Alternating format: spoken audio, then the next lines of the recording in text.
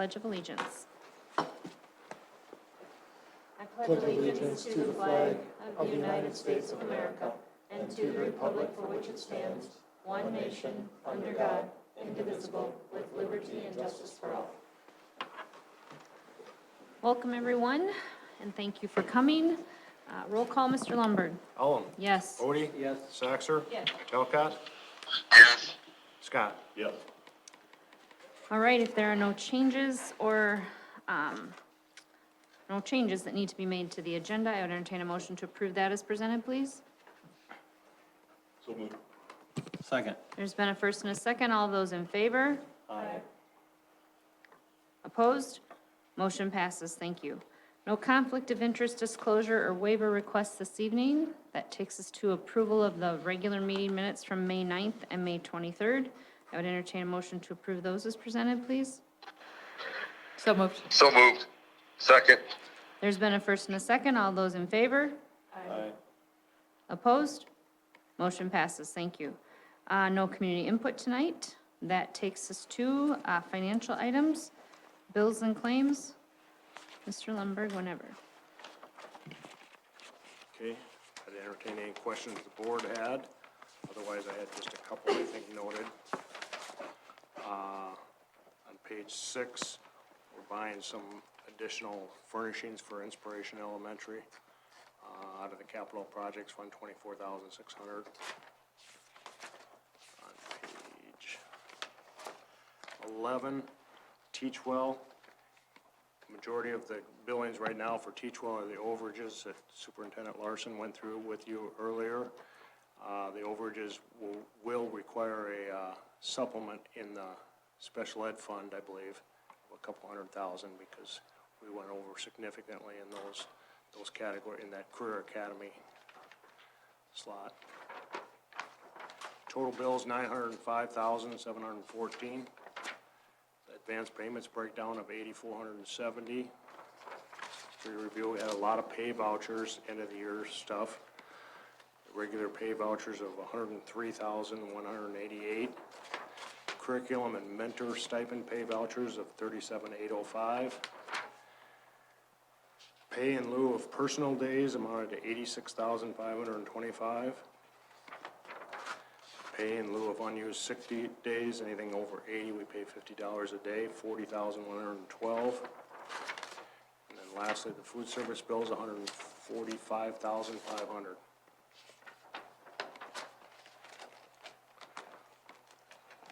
Any questions tonight on the bills and claims? Hearing none, I would entertain a motion to approve those as presented, please. So moved. Second. There's been a first and a second. All those in favor? Aye. Aye. Opposed? Motion passes. Thank you. Financial report, Mr. Lundberg. Okay. Cash report for the month of May showed $12.9 million coming into the month. Another big month of receipts, $11.3 million. $3,786,000 of disbursements, left $20.5 million at the end of May. $9.5 million was in the general fund, $7.4 million in the capital outlay fund, $1,940,000 in the special education fund, just under $1 million in the bond redemption fund, $50,000 in the enterprise fund, and $610,000 in the capital projects fund. The itemized listing of that $11 million of receipts is on the following 2 pages. Investment report shows $1,285,000 of CD in a money market account. Payroll for the month of May was $2.5 million. Breakdown is there for your review. The financial statements through the month of May, 11 of the 12 months of the fiscal year. Revenue, as we talked about all along, the revenue is showing on percentage-wise a little down. We're behind on getting the ESSER funds reimbursed, just due to a lot of complications with the state of South Dakota on those grants. But it'll all be there in the end. We are down, as we talked about earlier, 20 kids, so we'll be short of about 120,000 there. But revenue side, I don't have any other things to mention. On the expenditure side, general fund is showing 91.1% expended. That'll come in at the end of the year about very, very close to 100%. 99.5 or 6. Capital outlay fund, 90%. Special ed fund, right now at 95%. Like I said, we'll have to supplement that. Roughly a couple $100,000. Bond redemption fund, 93.6%. There's one more payment I think you approved in tonight's bills of $188,000, and that'll be done. The capital projects fund, as I told you, we have just a little bit more furnishings in there, and that'll be done. So I think there was 25,000, so it'll be about $580,000 that will transfer back into the bond redemption fund. I did want to just point out where the surplus comes from in this project. We underspent the FF&E approximately $300,000, as you can tell on the budget versus actual, and then our change orders were $200,000 less than budgeted, which is extremely low number on the change orders there. Thought it curious that I just, on a per square foot basis, this Inspiration Elementary was $196 per square foot. High school addition right now is $281 a square foot in a matter of months, so that would have been another $3.5 million to build Inspiration Elementary today, minimum. I think it would have been even more than that, so better be lucky than good. Food service department shows accrued profit of a little over $1 million. That's in line with what I've been telling you the last 6 months. Last year was a $900,000 profit. It'll be $1 million plus this year again. Trust and agency balance shows $176,761 on amounts held for others. I'd entertain any questions that you guys would have. Any questions on the financial report tonight? If not, I would entertain a motion to approve as presented, please. Second. So moved. All in favor? Opposed? Motion passes. Thank you. All right, that takes us to our general business section. Administrative reports, Administrative Center, Superintendent Larson. Thank you, Madam Chair. A few things to update the board on here this evening. Our summer reading program underway. We have a cooperative effort with Siouxland Library and also Pizza Ranch in Brandon. I would certainly encourage our kids to be leisure summer readers. We promote and support the summer reading program through Siouxland Libraries. You'd notice that on our new electronic signage that we're promoting that reading program in that way as well. As we've stated, the free school breakfast lunch, we're no longer eligible to participate in the summer feeding program, so that is not occurring. And it's also relevant to note that we will begin the paid meals approach for next year, so families will be required to submit their free and reduced lunch application anytime after July 1st. That would count for next school year, so you just start to communicate that in July. Our ELL summer school program will be provided meals, but we are utilizing CNS Angel funds for that respective purpose. The joint conference is August 4th and 5th in Sioux Falls. If you're interested in attending that, please let Jennifer Swenson know and she'll get you registered. Accreditation, we have our accreditation review in November. It is a desk audit. We're currently in the process of assembling all the required documentation and items. The budget has been a process that we've been working through since back in December. In July, you'll receive the public budget hearing and then also take potential action on the FY23 budget. A quick update on the Brandon Valley High School addition. The schedule remains unchanged. We began that parking lot process here in May, and then now we anticipate having that completed by August 1 and ready for utilization for this school year. You've obviously seen that the construction process on the east side is well underway. There has been demo outside as well as demo inside. I anticipate you'll begin to see work with footings and whatnot here in the very near future as well. So no changes or updates to the schedule. Just know that at this point in time, everything remains on track. Our priorities, as has been stated, general classrooms, ground floor sped, science lab classrooms. Want to maximize our land usage, upgrade our east side facility face, minimize our impact of parking. We do have a Brandon Valley High School Edition website located on the high school website. So there is a button, web link button that says BVHS High School Edition for anyone who's interested in what are the priorities, what is the timeline, who's the contractor, those various things. And we will update that location with our respective information for bus loop, pickup, drop off, parking lot, all of the information that our high school families and students will need. The information will be housed there for folks to go to. So if anyone's interested in what's going on, that's the one-stop shop for information on the Brandon Valley High School Edition. I wanted to provide just a couple of photos. So the ramped hallway that's on the east side of the building runs north and south along the east side of our building. That's being demoed out. There have been some lockers removed, ceiling tiles, et cetera, because we'll be tying back into that wall for the addition. So that demo is underway.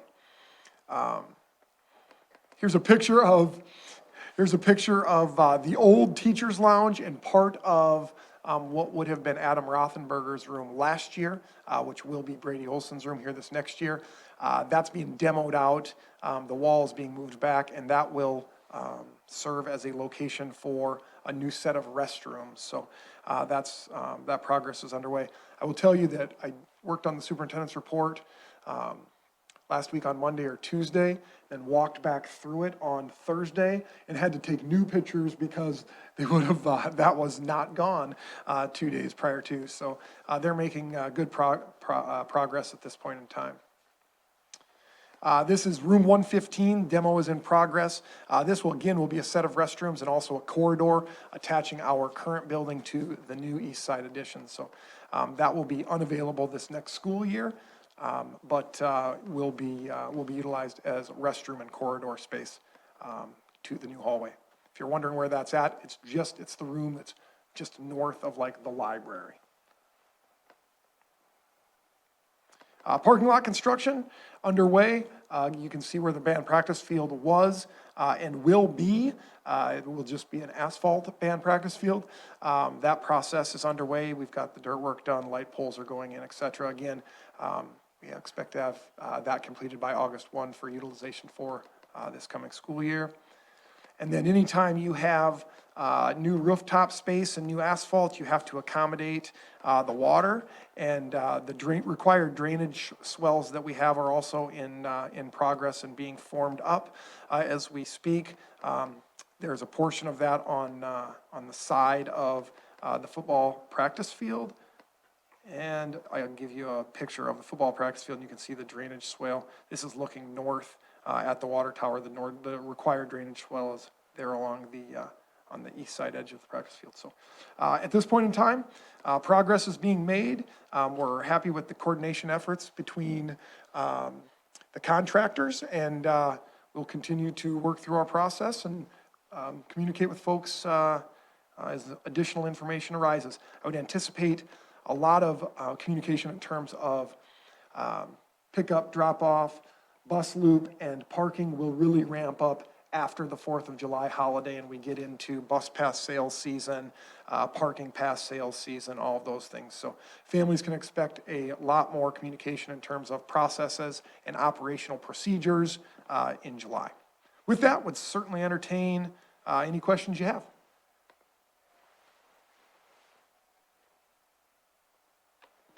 Looks like we're a quiet group tonight. Thank you, Superintendent Larson. Mr. Lundberg, anything additional tonight? I double checked, I'm not to blame for the temperature in here. There was a bill for Sioux Valley Electric for $81,000, I paid it. This would be on Henschel.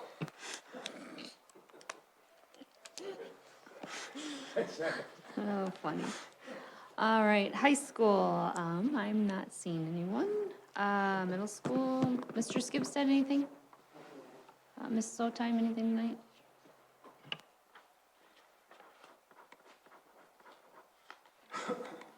So If it's red, it's on. Okay, got it. I just want to recognize one of our students. He's a recent graduate. Will Ross was a transition student at Southeast Tech and Teach Well.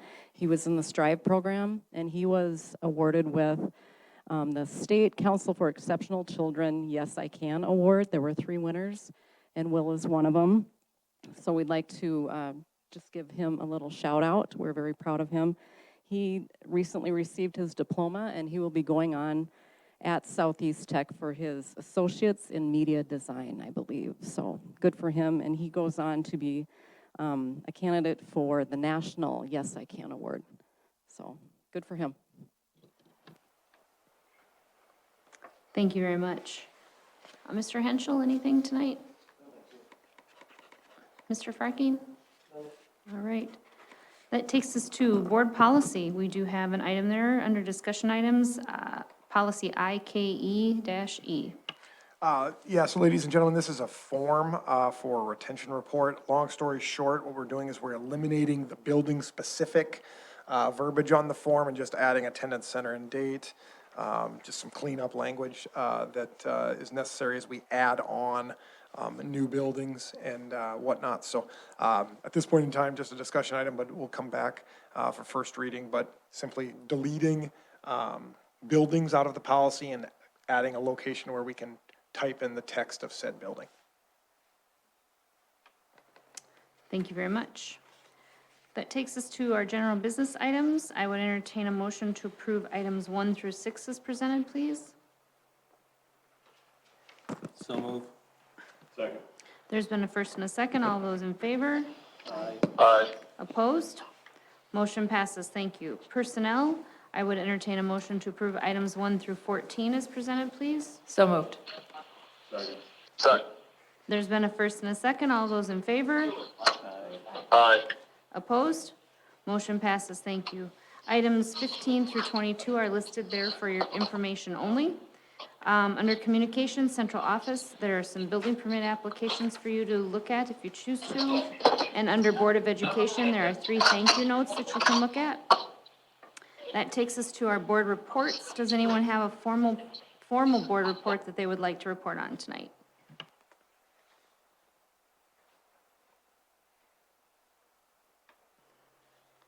Boy, we're really quiet. Dr. Telcott?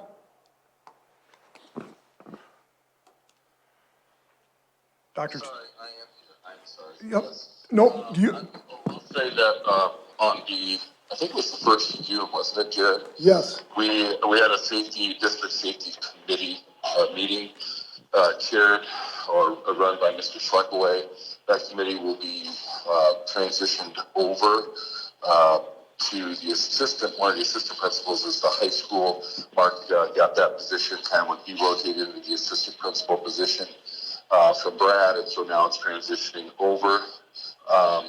But anyway, so just, obviously in terms of as it related to the recent shooting and so forth, some timely discussion about that. But it was really a wrap of the year. Kind of the resource officer, but actually the chief of police was there, and he presented us with the kind of information or the overview from the year, some of the things that they're seeing in their area as well.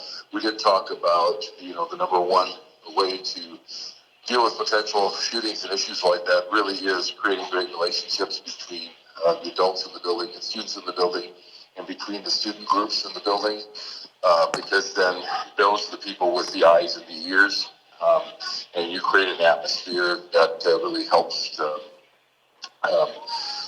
kids to feel like they're seen, and kids to feel like they can share if they do see things. So I think that was certainly a part of our conversation. There's some review about the COVID-19 protocol situation, and the fact that, we're continuing to adjust that as we move forward into another school year and further removed from the very heart of the pandemic. Jared, anything else that you want to talk about from that? Board Member Scott was also there. Anything else that we want to really talk about?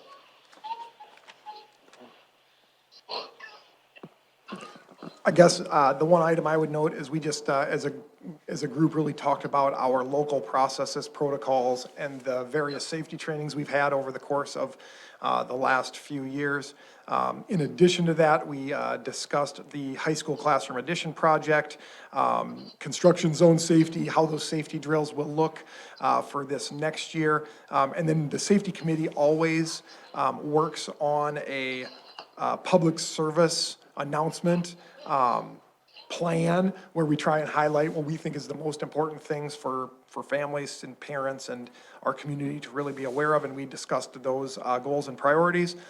In addition to that, we talked about how we'll meet next fall to ultimately connect and review the processes, protocols that are in place, the standardized adjustments that have been made, and then finalize what that public service announcement plan looks like for next school year. But great conversation amongst the group and the committee. Very thoughtful. To that, I guess, topic, I know following things that have happened around the nation, there's been a few comments being made, maybe we don't publish everything around, this different security we have around our schools and things. We have quite a bit of information. Just reminding our parents, our patrons, and even students, it's for the safety of our school district that not everything is published in everything that we do. And we do that for the safety of our students and our teachers and our staff.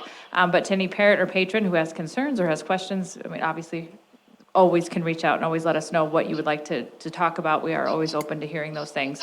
But again, it is for the safety of everyone involved that everything is not published and released, and that's not for any other means than that.